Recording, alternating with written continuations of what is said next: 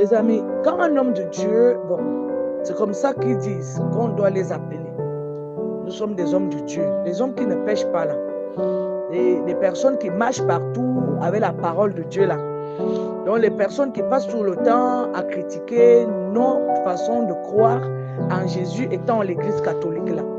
Quand ils viennent vers vous et viennent vous dire que Dieu t'aime, Jésus t'aime, rappelez-le aussi jusqu'à quel niveau Jésus les aime et qu'il aimerait qu'ils arrêtent ce qu'ils font en voulant détourner les enfants de Dieu pour les amener à devenir paresseux et attendre qu'ils déposent un panier où les gens viendront jeter 500 000 francs et les applaudir à la place de Dieu, les louer à la place de Dieu et rappeler que le Seigneur est en train de vouloir leur dire qu'ils doivent aller acheter les brousses parce qu'aujourd'hui c'est le bail du champ, des mains qui payent, qui partent payer les brousses là-bas, qui cherchent à planter le cacao, s'ils trouvent que c'est dur, qui cherchent à faire un petit commerce, ou ce sont des intellectuels qui cherchent du travail, s'ils sont incapables de chercher du travail, qui créent des entreprises. Ça va aider à tout le monde. Ça va beaucoup nous aider. Ça va beaucoup nous aider. On n'a pas besoin des porteurs de l'évangile devant nos portes à toute heure. On n'a pas besoin des gens qui doivent nous rappeler jusqu'à quel niveau Christ est réel. On le connaît.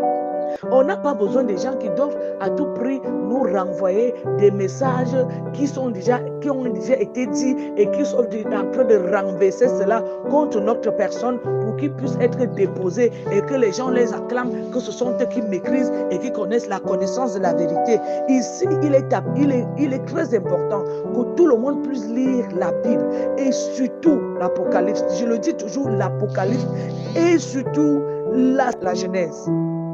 Je vous dis, la sagesse, le livre de la sagesse, le livre de la Genèse, l'Apocalypse, la personne qui ne lit pas régulièrement ces versets, s'il vous plaît, prenez toujours vos livres et lisez pas les histoires des personnes qui ont été déposées, que le Seigneur a fait des miracles, mais apprends toi-même à comprendre les choses à la manière dont Dieu aimerait que ça puisse être déposé dans ta vie. Nous ne pouvons pas continuer à souffrir parce que d'autres personnes, ils ont compris la vie d'une autre manière et qu'ils sont capables de mettre dans leur tête que nous, on ne va jamais comprendre cette vie-là, cette façon de vivre-là comme eux.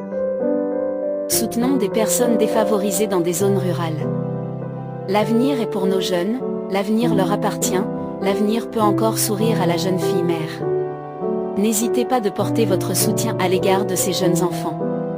Ensemble nous pouvons le faire, unissons nos forces.